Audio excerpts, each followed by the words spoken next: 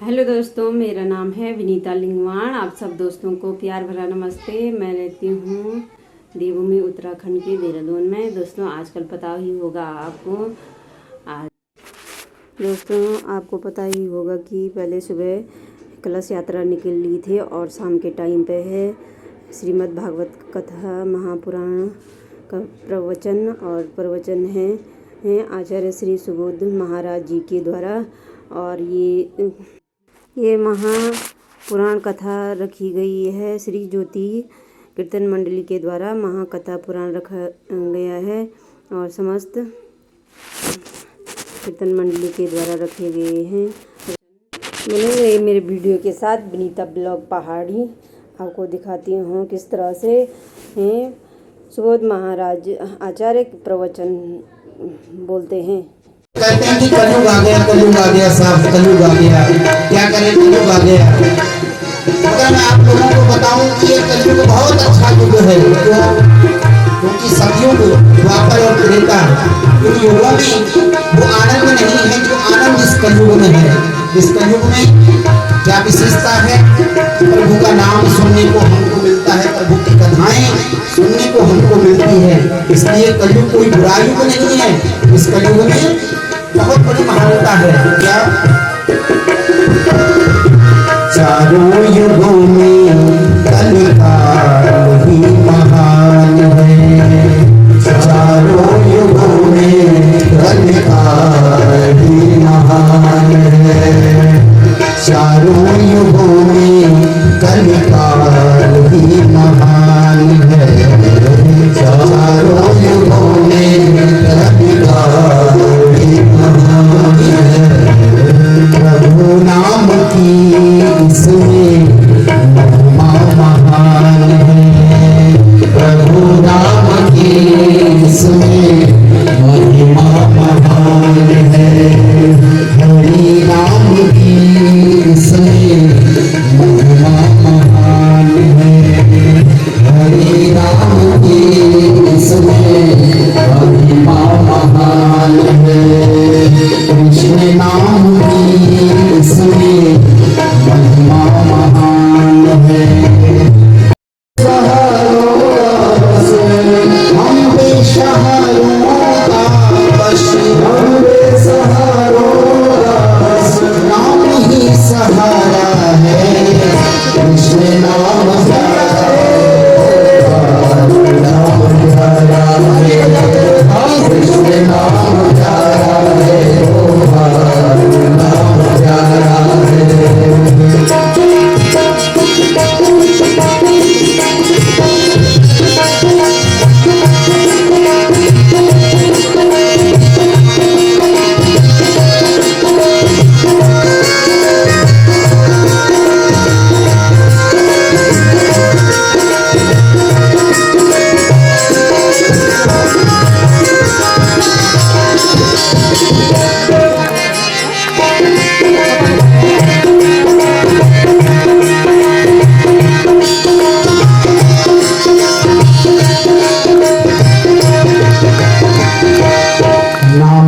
सहारे ब्रह्मा सृष्टि को बनाते हैं। नाम के सहारे ब्रह्मा सृष्टि को बनाते हैं।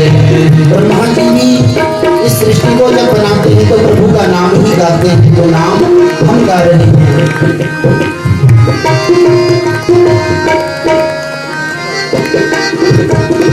नाम के सहारे ब्रह्मा सृष्टि को बनाते हैं। नाम के सहारे ब्रह्मा सृष्टि को बनाते हैं। समाधि में बैठ शंकर नाम को ही गाते हैं।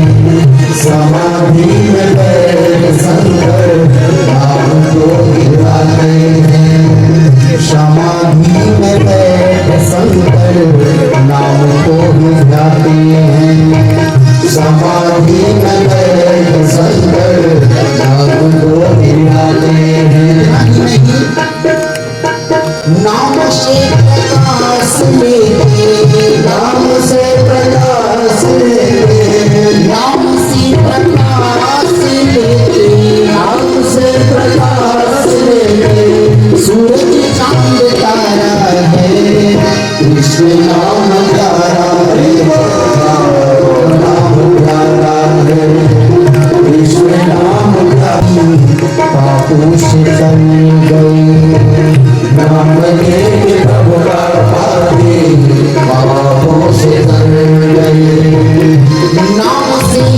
मिलता सबको, नाम से ही मिलता सबको, नाम से ही मिलता सबको, नाम से ही मिलता सबको, जीने का सहारा है कृष्ण नाम प्यारा है गोपाल नाम प्यारा है, कृष्ण नाम प्यारा है गोपाल नाम प्यारा है।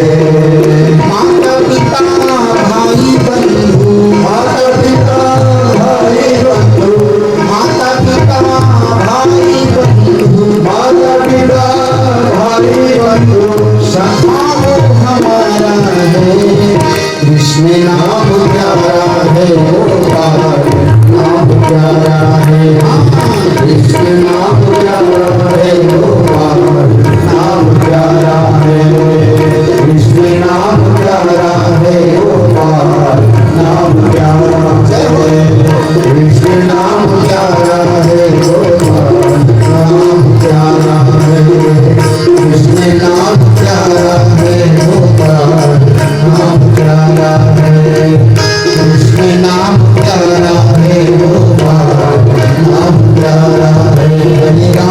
हरे राम राम राम हरे हरे, हरे राम राम राम हरे हरे, हरे कृष्णा कृष्ण कृष्ण हरे हरे, हरे कृष्णा कृष्ण कृष्ण हरे हरे, हरे राम राम हरे हरे। भगवान व्यास पुत्र, व्यास जी के पुत्र हैं मगर भगवान हैं। क्यों? क्योंकि ये प्रभु को जानते हैं, प्रभु को समझते हैं, और जो प्रभु को जान लेता है वो प्रभु के समान ही हो जाता है। जाने ही तुम्हें हो जाए।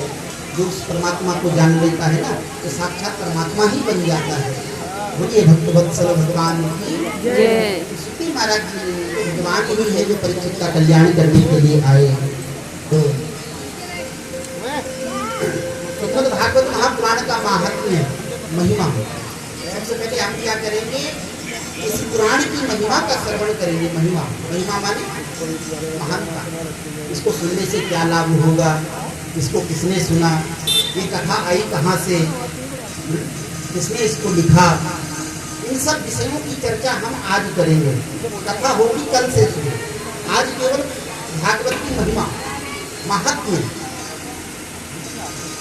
जब तक हमें भागवत की महिमा का पता नहीं लगेगा तब तक हमारी श्रद्धा और भाव भागवत के प्रति जागृत नहीं होगा।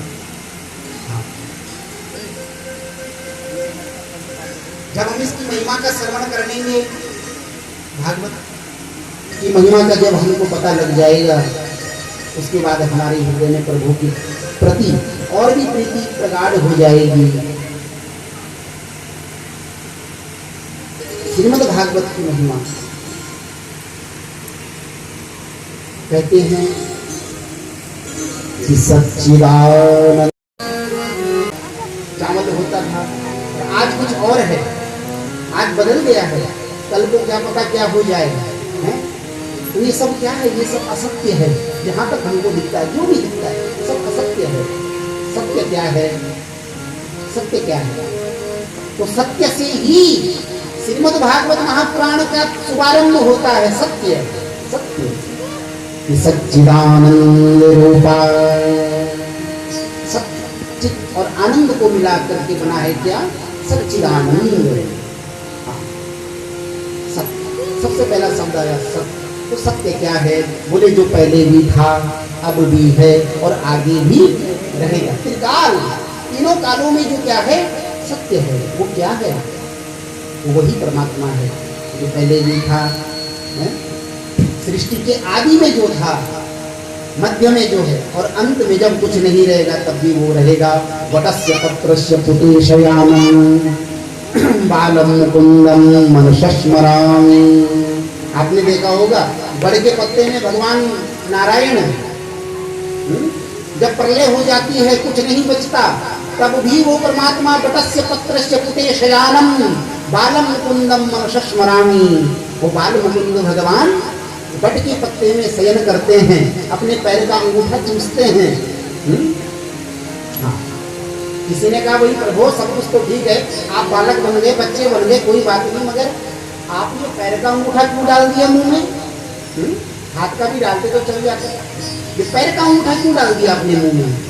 तो भगवान कहते हैं जरा मैं भी देखना चाहता हूँ कि ये मेरे भक्त ये मेरे पैरों को धो धो करके पीते हैं, धो धो करके पीते हैं, इन्हें मेरे पैरों में ऐसा है क्या?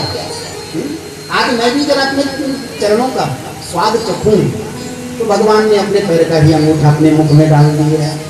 बोलिए भक्तवत्सल भगवान पटस्य पत्रस्य पुटेशयानम बालम मुकुंदम मनसस्मरामि। जब कुछ शेष नहीं रहता तब भी वो परमात्मा शेष रहता है, इसलिए वो सत्य है। इसलिए हम उनको सत्यनारायण कहते हैं। क्या कहते हैं? सत्यनारायण। सत्यनारायण, सत्य वही है और संसार में कुछ भी सत्य नहीं है। सत्य केवल प्रभु का नाम और वो प्रभु सच्चिदानंद रूप है, विश्वोत्पत्ति। वो प्रभु क्या करते हैं? क्या करते हैं? सच्चिदानंद बोले कहा कि विश्वोत्पत्त्यादि हेतवे, इस विश्व की क्या करते हैं? उत्पत्ति। क्या करते हैं? उत्पत्ति। विश्वोत्पत्त्यादि, इस विश्व को बनाते हैं। हम सबको बनाया, किसने बनाया? उस परमात्मा ने।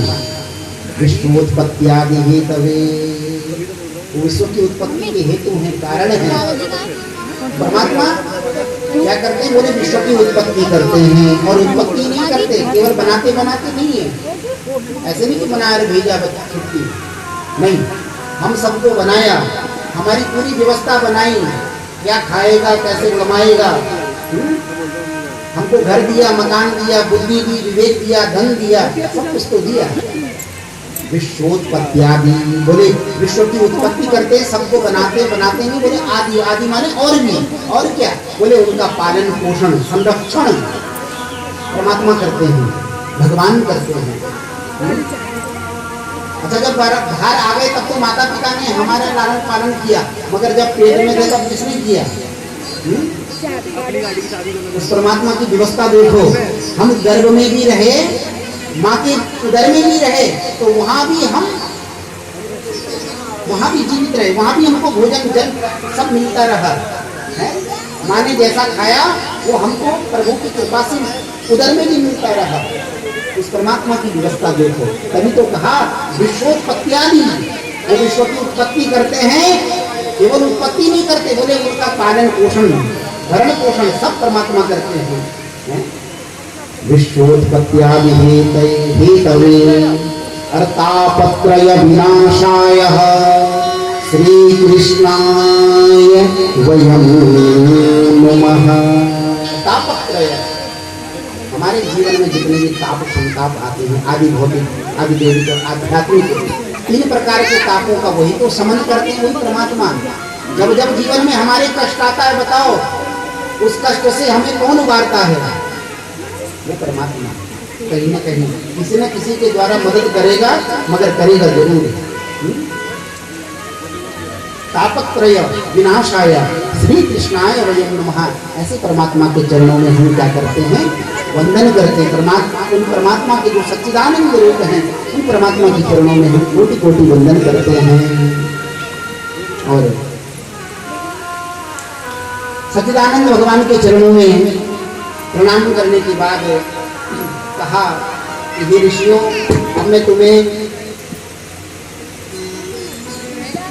श्रीमद् भागवत महापुराण की महिमा का श्रवण करवाता हूँ। ये महिमा श्रीमद् भागवत महापुराण में नहीं है, पद्म पुराण में। इसने पद्म पुराण, पद्म पुराण ने श्रीमद् भागवत महापुराण की महिमा का गान किया है। श्रीमद् भागवत महापुराण में भागवत की महिमा नहीं है। क्यों? इसके पीछे क्या कारण है? कारण केवल एक ही है। क्या? यदि श्रीमद् भागवत महापुराण में पुराण की महिमा होती तो भागवत महापुराण पर कोई विश्वास नहीं करता। नहीं, पद्म पुराण ने कहा, पद्म पुराण ने कहा भागवत पुराण की महिमा क्या है। जिस प्रकार से हम यदि अपनी महिमा स्वयं गाएं, कैसे? ये लोग होते हैं ना, अपने मुख से अपनी बड़ाई करते रहते हैं, अपनी बड़ाई, मेरा ये, मेरा वो, मेरा बेटा इतना कमाता है, हमारे पास इतना धन है, मेरा यहाँ प्लॉट है, वहाँ मकान है, ये है वो है, अपनी महिमा अपने आप गाते फिरते हैं। तो लोग क्या करते हैं, उन पर संदेह करते हैं। क्या करते हैं? संदेह करते हैं।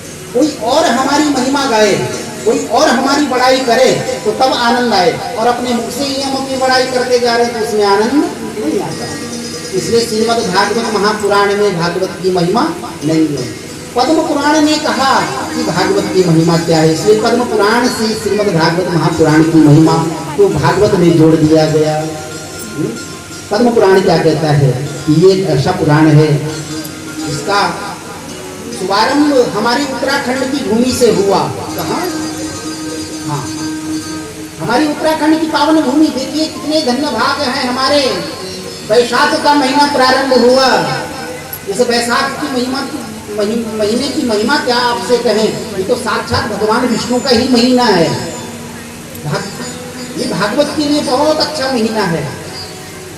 ये मास, ये महीना ये साक्षात भगवान विष्णु का महीना है। साक्षात विष्णु इस महीने में, इस मास में धरती पर आकर के अपने भक्तों का दिया हुआ प्रसाद ग्रहण करते हैं। और ऐसे सुंदर महीने में, ऐसे सुंदर दिनवार में हमने श्रीमद् भागवत महापुराण की कथा का शुभारंभ किया है। तो धन्य भाग हैं हमारे कि हम उत्तराखंड की पावन भूमि में विराजमान होकर के, क्यों? क्योंकि ये जो श्रीमद् भागवत महापुराण है ये हमारी उत्तराखंड की धरोहर है। क्या है? ये लिखी कहाँ गई, इसका निर्माण कहाँ हुआ? हमारी उत्तराखंड की भूमि में, बद्रीनाथ धाम में है व्यास गुफा। व्यास जी महाराज जी ने बद्रीनाथ धाम से आगे व्यास गुफा में बैठ करके इस भागवत महापुराण का लेखन करवाया है। गणेश जी महाराज जी आए हैं। गणेश जी महाराज जी ने अपने कर कमलों के द्वारा लिखना प्रारंभ किया और वेद व्यास जी ने इस कथा का मूल पहले 4 श्लोकों में किए। कितने? 4 श्लोक, 33 श्लोक किए। 4 श्लोकों में ब्रह्मा जी ने अपने पुत्र नारद को दिए 4 श्लोक। बीज कितना होता है?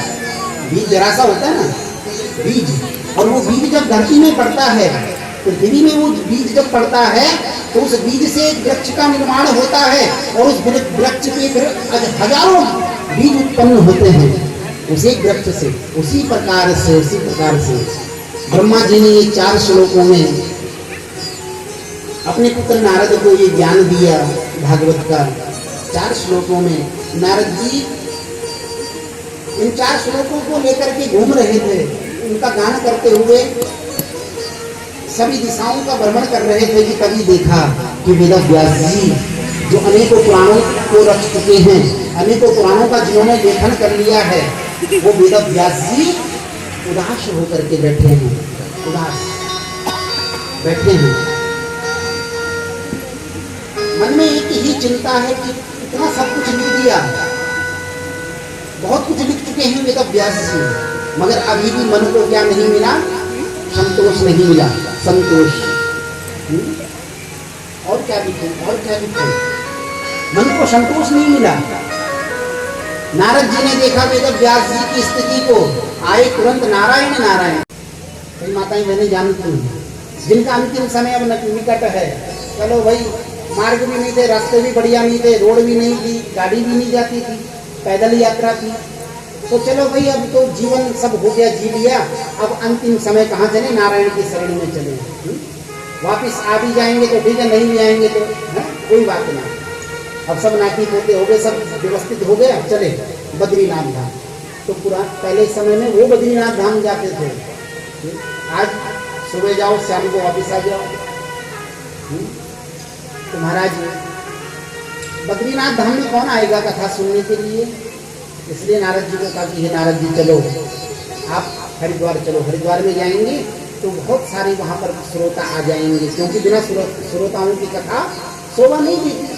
अब हम कथा कह रहे हैं, 2-4 लोग रहेंगे तो आनंद नहीं आएगा, मगर जब कथा में श्रोताओं की भीड़ होती है, अधिक से अधिक लोगों को इसका लाभ मिले, ऐसा भाव जब मन में हो तभी कथा सार्थक होती है। हे नारद जी चलो, हम कहाँ चलेंगे? हम हरिद्वार में चलेंगे।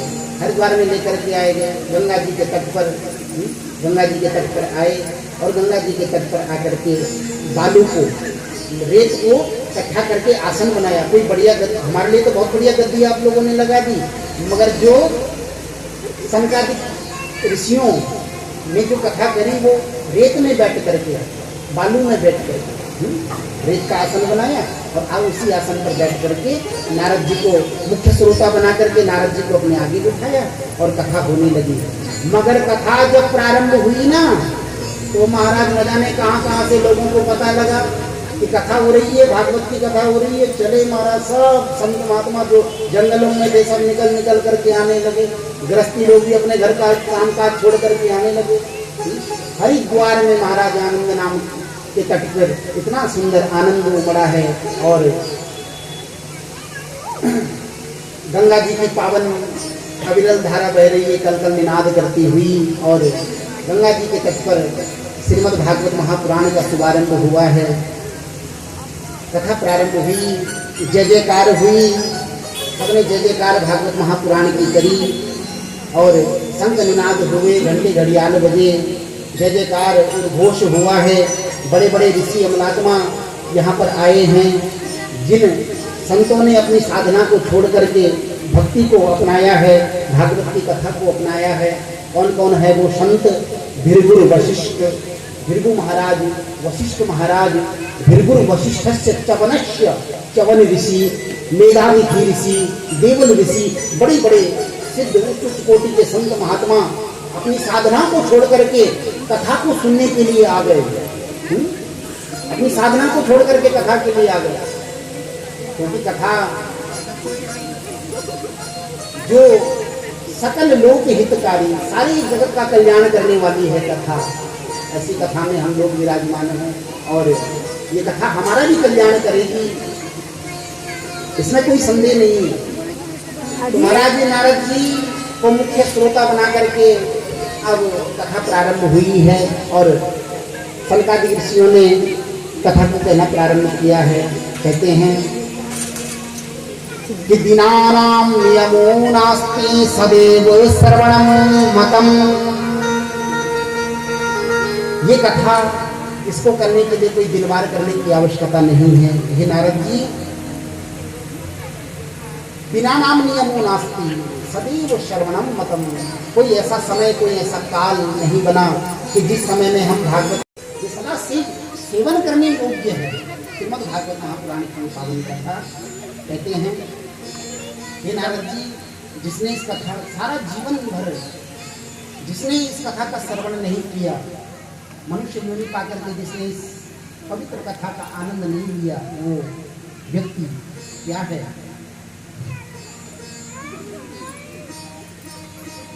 आजन्म मात्रमपि येन शठेन किंचित चित्तं विधाय शुक शास्त्र कथान पीता चांडालवच्च खरवद्वत तेन नीतं मिथ्या स्वजन्म जननी जनि दुख भाजा। मिथ्या स्वजन्म जननी जनि दुख भाजा। कहते हैं बड़ी सुंदर बात कही कि जिसने सारा जीवन, पूरा जीवन जिसका पूर्ण होने को आ गया, बुढ़ापा आ गया, मान लीजिए बुढ़ापा आ गया, दांत निकल गए, आंखें देखना बंद कर दी और इंद्रियां शिथिल हो गई, मगर अभी तक जिसने कथा को नहीं सुना, भागवत महापुराण की कथा को नहीं सुना, सारा जीवन जी लिया, कथा नहीं सुनी, वो क्या है? आजन्म मात्रमपि येन शठेन। सबसे पहले तो वो क्या है? बहुत बड़ा मूर्ख है। क्या है? मूर्ख। मूर्ख ही तो है। सारा जीवन खाया, जीवन भर खाया पिया, खूब दावतें खाई, खूब मेवा मिष्टान खाए, हैं? सारा जीवन जी लिया, मगर कथा नहीं सुनी, भगवान की कथा नहीं सुनी। आजन्म मात्रमपि येन शठेन किंचित चित्तं विधाय शुक शास्त्र कथा न पीता। चांडाल, वो क्या है? सबसे पहले तो मूर्ख है, उसके बाद क्या है? चांडाल है। चांडालवत खरवत दुपतेन नीतम, वो गधा है। क्या है? गधा है। बताइए कितनी गालियां दी हैं उसको। जिस मूर्ख ने सारा जीवन जी लिया, खाने पीने में, भोग विलास में सारा जीवन लगा दिया और भगवान की कथा ही नहीं सुनी है, वो सबसे बड़ा मूर्ख, वो सबसे बड़ा गधा, वो सबसे बड़ा चांडाल। और मिथ्या स्वजन्म जननी जन दुख भाजा, अरे वो तो अपनी माँ को प्रसव पीड़ा देने के लिए ही संसार में आया। बोलो राधे राधे।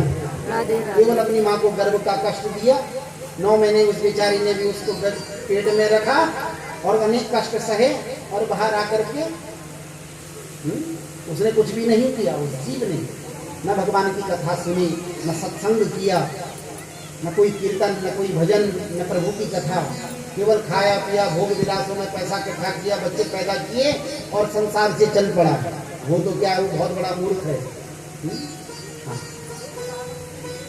महाराज, इसलिए ध्यान देना, ये मनुष्य शरीर हमको मात्र और केवल मात्र भगवत भक्ति के लिए मिला है। इस बात को आप गांठ में बांध लीजिए कि हम सोचे कि हम ये जो शरीर मिला है ये बहुत ज्यादा पैसा इकट्ठा करने के लिए मिला है, ये बच्चे पैदा करने के लिए। अरे अन्य योनियों में भी देखिए, क्या कुत्ते के बच्चे नहीं होते? क्या वो बढ़िया बढ़िया नहीं खाता? कभी कभी हम पार्टियों में इतना छोड़ लेते हैं, वो हमसे ज्यादा वो कुत्ता खाता है। बोलो राधे राधे। वो कुत्ता भी बढ़िया बढ़िया भोजन खाता है?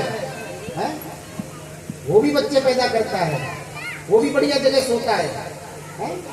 वो भी अच्छी अच्छी जगह पर सो जाता है। आपने देखा होगा। वो जगाने के लिए इस पावन कथा का शुभारंभ कर रहे हैं, मगर ध्यान देना, कथा अभी प्रारंभ ही हुई थी। कथा प्रारंभ ही हुई थी, ज्यादा समय नहीं हुआ था। अभी तो कथा का महात्म्य ही चल रहा था कि तभी सभी ने देखा, क्या देखा, कि भक्ति महारानी ज्ञान वैराग्य के साथ में कथा के बीच में आ गई। कथा के बीच में कथा चल रही है, बड़े बड़े संत महात्मा बैठे हैं, बहुत श्रोता बैठे हुए हैं, और सनक सनंदन सनातन और सनत कुमार चारों ऋषि कथा कह रहे हैं। नारद जी बैठे हैं। नारद जी के मन में एक ही चिंता है कि किस प्रकार से ज्ञान वैराग्य जागृत हो जाएं। मगर तभी क्या हुआ कि सारे समाज ने देखा, क्या देखा, कि भक्ति महारानी ज्ञान वैराग्य के साथ में, ज्ञान वैराग्य जवान हो गए हैं, और भक्ति महारानी अपने बच्चों के साथ में घूम रही है, नाच रही है। बोलिए भक्ति महारानी की, भक्तवत्सल भगवान की। ये कथा का चमत्कार। अभी कथा शुरू ही हुई थी कि ज्ञान वैराग्य नवयौवन संपन्न हो गए। ये कथा का चमत्कार है, भागवती गीत का चमत्कार है, जो गाया ही जा रहा था कि ज्ञान वैराग्य नवयौवन संपन्न हो गए। नारद जी का संकल्प पूरा हो गया और नारद जी के मन में अब संतोष हो गया।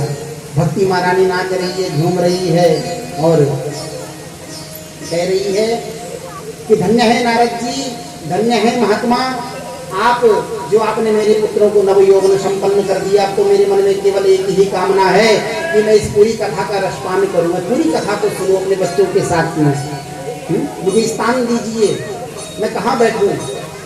तो चारों ऋषि जो व्यास बन करके बैठे, उन्होंने कहा देखो भक्ति, तुम क्या करो, इन सब भक्तों के हृदय में बैठ जाओ। कहाँ बैठ जाओ? हृदय में। इससे अच्छी जगह आपके लिए और कोई नहीं है। आप इन सब भक्तों के हृदय में बैठ जाओ। और भक्ति महारानी सबके हृदय में बैठ करके पूरी कथा का श्रवण किया, और कथा पूरी हुई, ज्ञान वैराग्य जागृत हो गए। और महाराज यहाँ पर नारद जी का संकल्प पूरा हो गया। नारद जी अब एक प्रश्न और करते हैं, सनकादि ऋषियों से कहते हैं, हे ऋषियों आप ये बताएं, भक्ति महारानी तो ज्ञान वैराग्य के साथ में नवयौवन संपन्न हो गई, मगर आप हमें ये बताएं कि कलयुग में बहुत बड़े बड़े पापी हैं। क्या हैं? बहुत बड़े बड़े पापी हैं। क्या उन पापियों का उद्धार भी इस भागवत कथा से हो जाएगा? आप हमें ये बताएं कि बड़े बड़े पापियों का, जो चोर हैं, जो जुआरी हैं, मद्यपान करने वाले, परस्त्रीगामी वाले, पराई स्त्री का हरण करने वाले, बहुत संसार में बहुत पापी हैं महाराज, क्या उनका कल्याण भी भागवत से हो जाएगा? चारों ऋषियों ने कहा, हे नारद जी बहुत अच्छी बात पूछी है, सुनो। भागवत महापुराण का श्रवण करने से हम तो कहते हैं कैसा भी पापी हो, सारा जीवन जिसने जन्म से लेकर के मृत्यु पर्यंत जिसने पाप ही पाप किए, सत्कर्म एक भी नहीं किया, वो भी यदि भगवान की कथा को सुन ले, श्रीमद् भागवत महापुराण की कथा को सुन ले, तो उसका भी क्या हो जाएगा, कल्याण हो जाएगा। बोलो राधे राधे। कैसे लिखा है, ये मानवा पाप कृतस्तु सर्वदा सदा दुराचार्य रता विमार्गदाः क्रोधाग्निदग्धा कुटिलाश्च कामिना सप्ताह यज्ञेन कलो पुनन्ति ते सप्ताह यज्ञेन कलो पुनन्ति ते। पुनीत हो जाता है, शुद्ध हो जाता है वो जीव, चाहे कितना भी बड़ा पापी हो। ये मानवा पाप कृतस्तु सर्वदा, जिसने सदा सर्वदा पाप ही पाप किए, सर्वदा सदा दुराचार रता विमार्ग गाहा। बड़े ध्यान से सुनना, सदा दुराचार, जो दुराचार में ही लगा रहा, पापाचार में लिप्त रहा, सदा दुराचार रता विमार्ग गाहा, जो मार्ग भ्रमित हो गया। चमत्कार है ये, भागवत का ही चमत्कार है, जो मरा हुआ व्यक्ति भी, प्रेत योनि में गया हुआ व्यक्ति भी, जिसके निमित्त भागवत महापुराण की कथा हुई, और वो भागवत महापुराण की कथा से परमात्मा के परम धाम को चला गया। कथा आती है आत्मदेव की, आप लोगों ने कथा तो सुनी है आत्मदेव की। आत्मदेव एक ब्राह्मण है, ब्रह्मनिष्ठ ब्राह्मण, ब्रह्म में जिनकी निष्ठा है, और जो सत्संगी हैं, सत्संग करते हैं, सब कुछ बढ़िया है जीवन में, सब आनंद है, भगवान का भजन करते हैं, जो मिल जाता है उसमें संतोष है। मगर एक कष्ट उनके जीवन में है कि घर में कोई संतान नहीं है। क्या नहीं है? संतान नहीं है। हाँ, एक कष्ट जीवन में है, घर में कोई संतान नहीं है, जिसके कारण इनको ताने सुनने पड़ते हैं, लोगों के ताने सुनने पड़ते हैं। देखो तो देखो, पंडित जी को देखो, लोगों का भला करते, अपना भला तो हुआ ही नहीं। होते ना कई लोग, बात भी सही है, अपना ही भला नहीं हुआ तो दूसरे का भला क्या करेंगे लोग? पहले अपना भला हो ना, तभी तो दूसरे का भला करेंगे। अपने घर में कोई संतान है नहीं है, और लोगों के यहाँ संतान गोपाल का जप कर रहे हैं पंडित, तो क्या संदेश जाएगा? पहले अपने घर में तो संतान हो, अपने लिए भी 2-4 माला करें पंडित जी, तो महाराज ध्यान देना। आत्मदेव के घर में संतान नहीं है। दूसरा, संतान न होने का कारण केवल एक है, क्या? कि जो पत्नी मिली ना, वो कैसे मिली? कुछ अच्छी स्वभाव की नहीं है, जिसका नाम क्या है? धुंधली। क्या है? धुंध, अज्ञान की धुंध जिसके माथे पर लगी हुई, आंखों पर, अज्ञान की धुंध। कभी कभी क्या होता है, ध्यान देना, रस्सी को हम सांप समझ लेते हैं। क्या? कोई रस्सी पड़ी है ना, उसको हम क्या समझ लेते हैं? सांप समझ लेते हैं, डर जाते हैं। ये कब होता है? ये कब होता है बताओ? जब अंधेरा होता है? बोले नहीं, अंधेरे में तो कुछ दिखता ही नहीं, तो उजाले में होता है? बोले नहीं, उजाले में तो सांप दिख जाता है। तो कब होता है?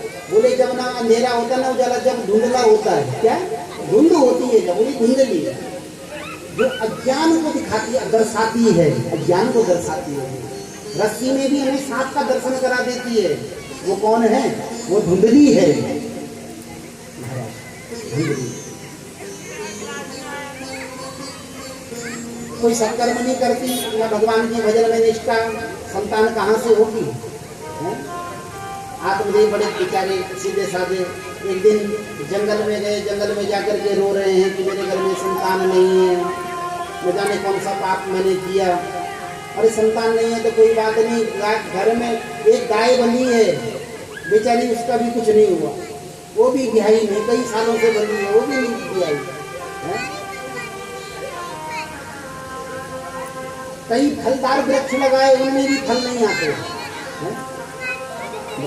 कितना पाप किया होगा जीवन में,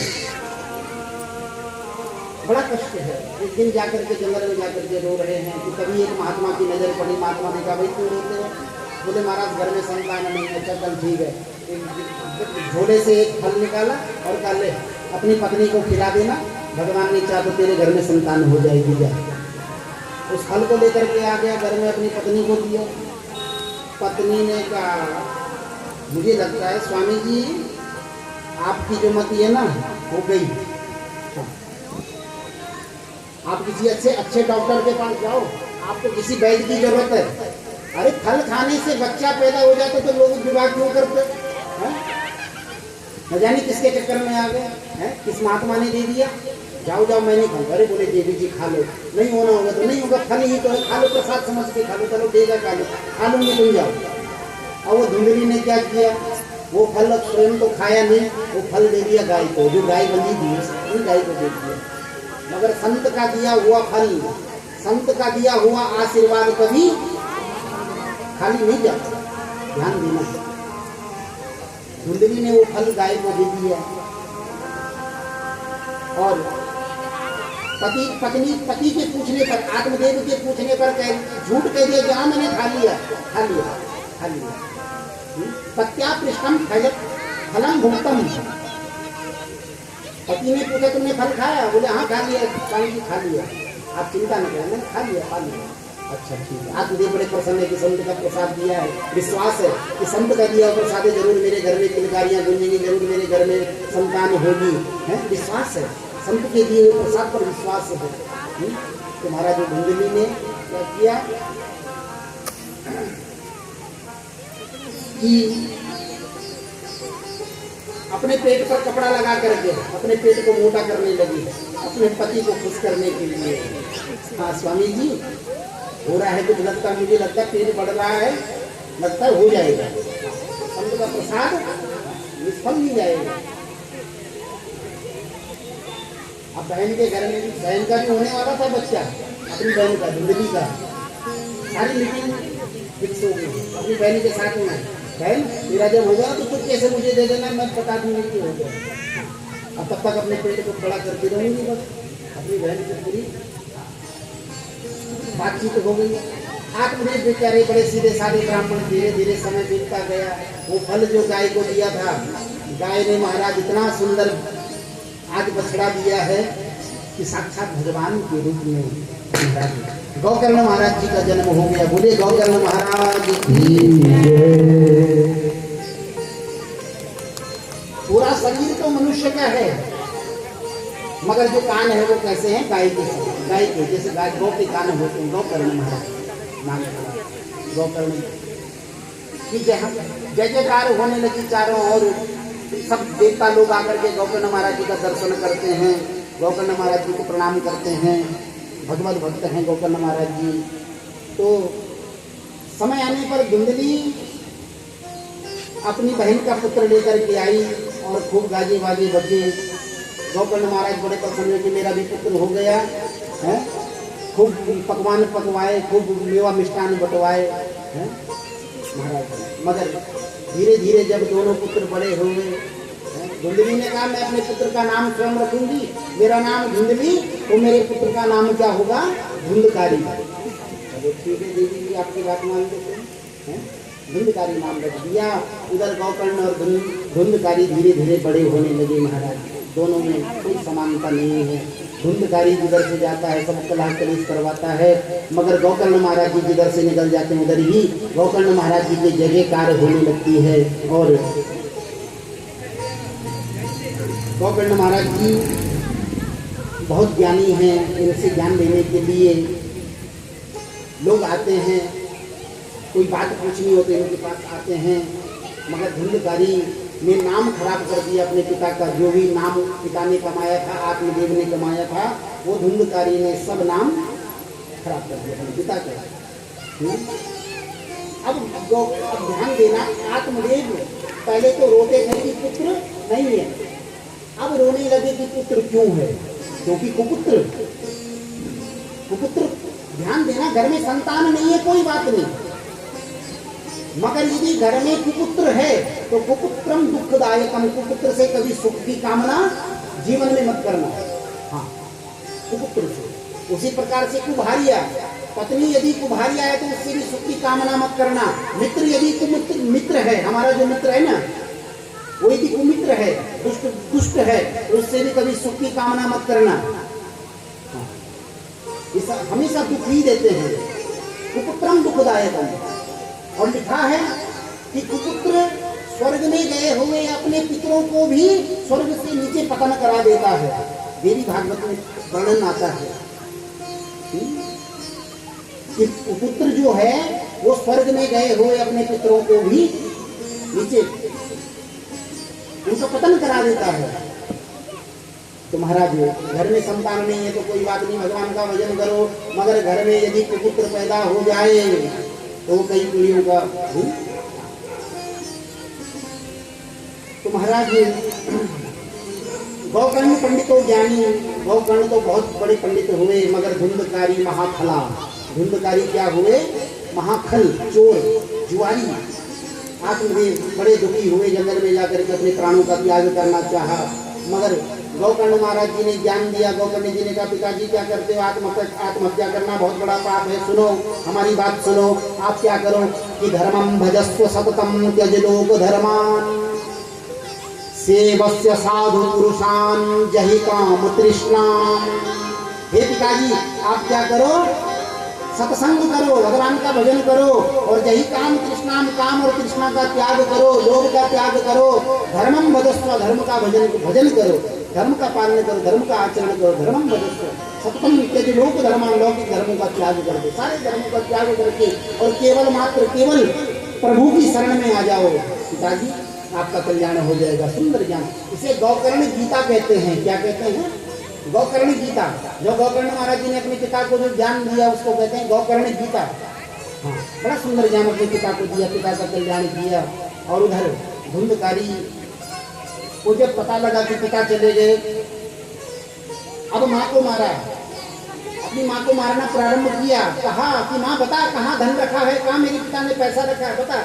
नहीं बताती है, नहीं देती है तो मारूंगा।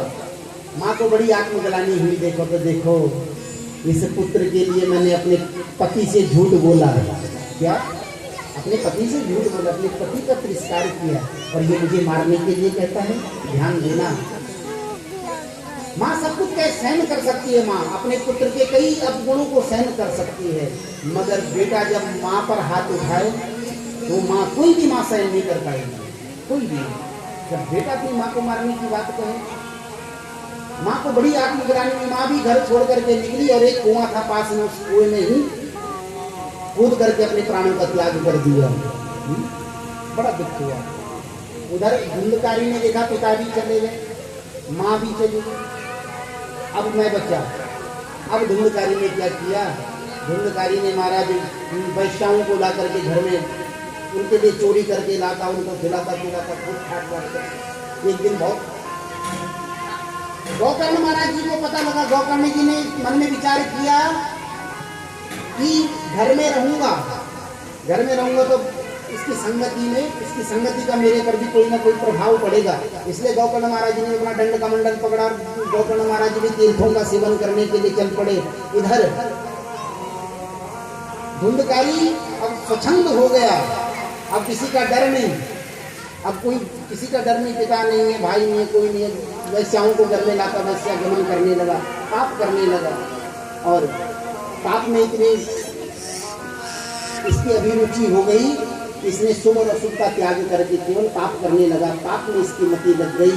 अब उन वैश्याओं का भरण पोषण करने के लिए चोरी करने लगा, डाका डालने लगा। एक दिन किसी बहुत बड़े राजा के यहाँ इसने चोरी करी, वहाँ से बहुत सारा धन वैभव लेकर के आया, पैसा लेकर के आया और रख दिया। उन वैश्याओं को प्रसन्न करने के लिए, बड़े ध्यान से सुनना, उन वैश्याओं ने मन में विचार किया। क्या विचार किया? यदि पकड़े गए तो हम भी इसके साथ में फंसेंगे। ऐसा करते कि इसको जब सोएगा इसको पहले खूब मदिरा पान कराओ, खूब मदिरा पिलाई धुंधकारी को, और जब बेहोश हो गया तो मदिरा पी करके इसके हाथ पैर बांधे, धुंधकारी के बांध दिए, हाथ पर बांध दिया धुंधकारी को। और जलते हुए अंगार ला करके उसके मुख में डाले। जलते हुए अंगारों से महाराज तड़पने लगा, मुख जलने लगा और प्राण निकल गए, प्रेत बन गया, धुंधकारी प्रेत बन गया, भूत बन गया, मुक्ति नहीं मिली। और वो वैश्याएं उस धन को लेकर के चल पड़ी। महाराज आत्मदेव को पता लगा तो आत्मदेव ने भी बहुत यज्ञ अनुष्ठान कराए, गया श्राद्ध कराया, मगर धुंधकारी को मुक्ति नहीं मिली। अब महाराज घर में आए, घर में आकर के देखते हैं कि वो धुंधकारी रात को अनेक रूप धारण करने लगा, अनेक प्रकार के रूप बनाने लगा। वो धुंधकारी कभी भैंसा बन जाता, कभी भेड़ बन जाता। महाराज अनेक प्रकार के रूप धारण करने लगा। तो गौकर्ण महाराज जी ने अपने कमंडलों का जल लेकर के उस पर अभिमंत्रित करके मारा। उस जल का छींटा जैसे ही लगा तो वो कहने लगा हाथ जोड़ करके कि हे गौकर्ण जी, मैं आपका ही भाई हूँ। अहम भ्राता तदीयोस्मि धुंधकारी की नामता स्वकीयेनेव दोषेण ब्रह्मत्वं नाशितं मया। मैंने अपने ब्राह्मणत्व का नाश कर दिया, मैंने पाप करके वैश्यागमन करके मैंने बहुत बड़ा पाप कर दिया और उन वैश्याओं ने मुझे मार डाला। मेरा उद्धार करो भाई, मेरा उद्धार करो। अहम भ्राता तदीयोस्मि, मैं तुम्हारा ही तो भाई हूँ, मेरा कल्याण करो, मेरा कल्याण करो। महाराज गौकर्ण जी ने प्रातःकाल हुई, गौकर्ण जी ने सभी संत महात्माओं को बुलाया और सबको कहा कि भाई मेरे भाई को मुक्ति कैसे मिलेगी, कोई मुक्ति का साधन बताओ। किसी ने कहा ये यज्ञ करो, किसी ने कहा ये अनुष्ठान करो, किसी ने कहा ये पूजा पाठ करो, मगर मुक्ति का साधन कोई भी नहीं बता पाए, कोई नहीं। अंत तो गत्वा भगवान सूर्य नारायण ने कहा फिर श्रीमद् भागवतान मुक्ति मिलेगी तो केवल श्रीमद् भागवत से। श्रीमद् भागवतान मुक्ति सप्ताह श्रवणम करो, एक सप्ताह भागवत का श्रवण करो, अपने भाई को करो, तुम्हारे भाई को मुक्ति मिल जाएगी।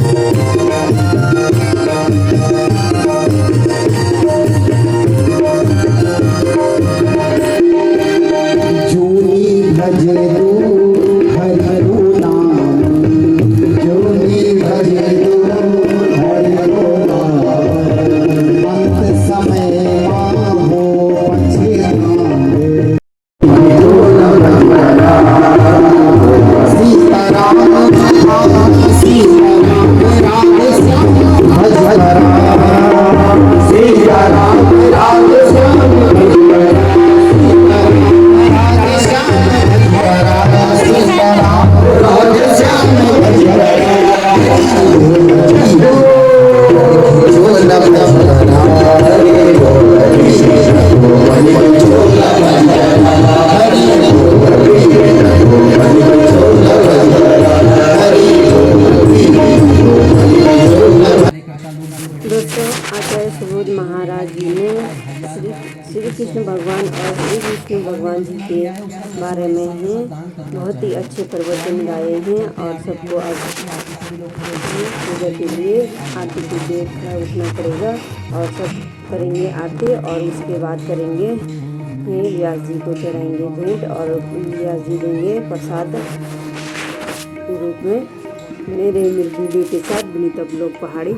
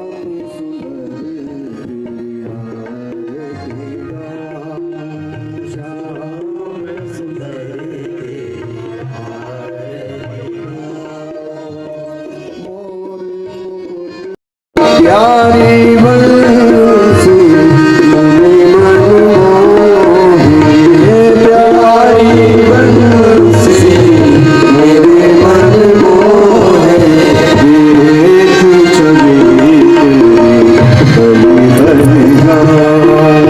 आगे बिहारी तेरी आरती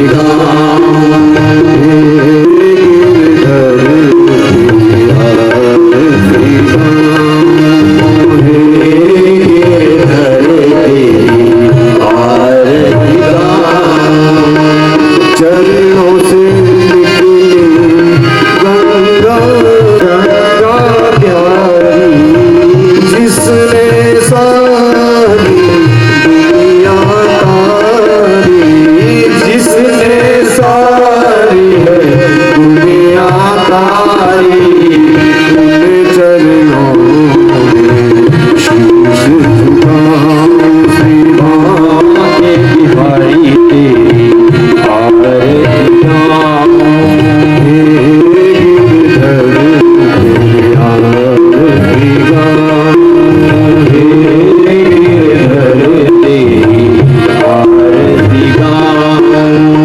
दास अनाथ के नाथ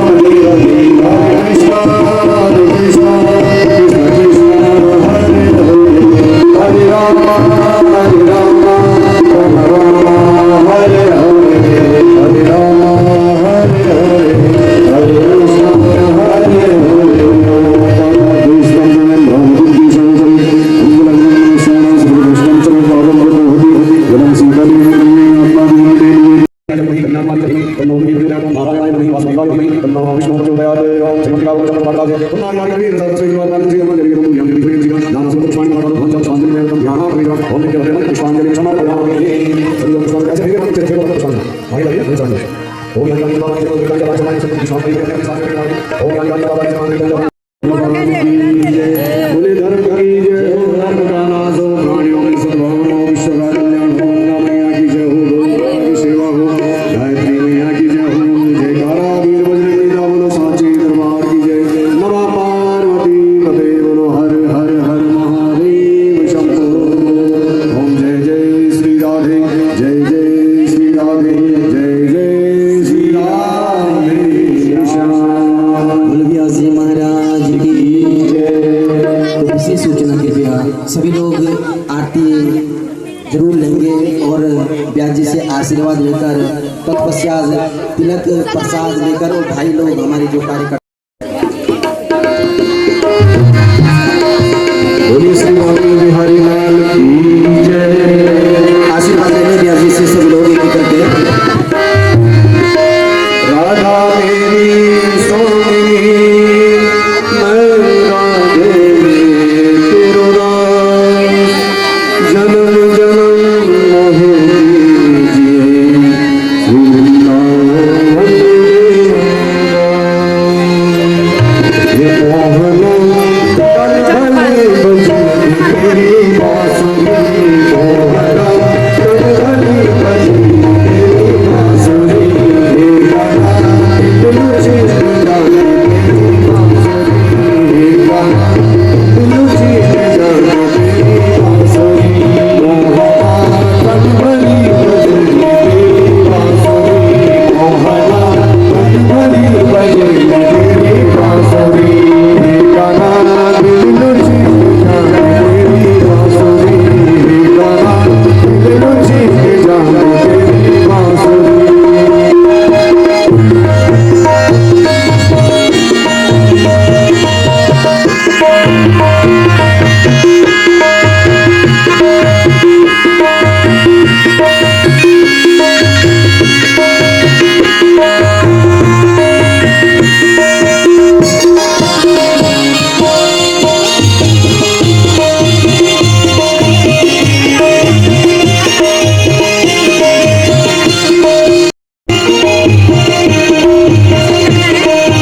बालों का गगड़ी जब डोल चढ़ाओ जान तू बालों का गगड़ी जब डोल चढ़ाओ जान तू बालों का गगड़ी जब डोल चढ़ाओ जान तू बालों का गगड़ी जब डोल चढ़ाओ जान तू ये गोली बचियों बीच कने बांसुरी बजान तू गोली बचियों बीच कने बांसुरी बजान तू गोली बचियों बीच कने बांसुरी बजानी तू गोली बचियों बीच कने बांसुरी बजानी तू बांसुरी बजानी तू मोहना दिलुची बजानी बांसुरी मोहना दिलुची बजानी तेरी बांसुरी गाना दिलुची बजानी तेरी बांसुरी गाना दिलुची बजानी तेरी बांसुरी